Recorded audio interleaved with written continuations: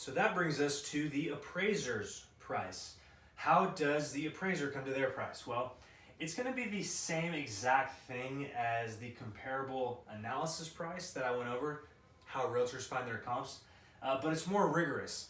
The appraiser is going to use the exact same comps that I have access to when I price your home, but again, their criteria is going to go even further than mine does. And mine's pretty rigorous, but theirs is, crazy. So, and that's good because that's their job. Their job is to be as rigorous as possible on that house because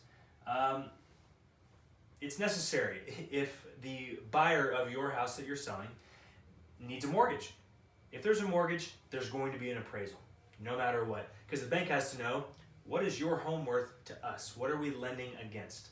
So that appraiser is also going to be a little bit more conservative. So usually they're more conservative than the comparable analysis price, especially if your realtor's a liar and is trying to just sign you up on a listing agreement to,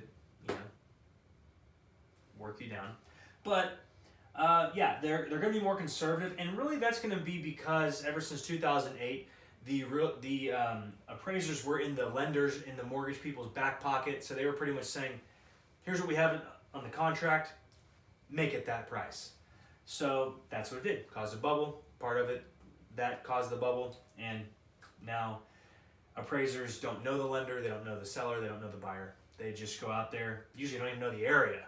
That's how bad it is, but yeah, they're very conservative, probably the most conservative price that you're going to find here. And then sometimes, keep in mind if you're selling your house and there's a financing addendum, so there's a mortgage on the home. In that in that addendum, there's going to be a clause that pretty much gives the buyer the ability to back out within a certain number of days if the appraisal comes in lower than the contract price. So sometimes it does come in lower than the contract price, especially now that the market's flat and appraisers are conservative.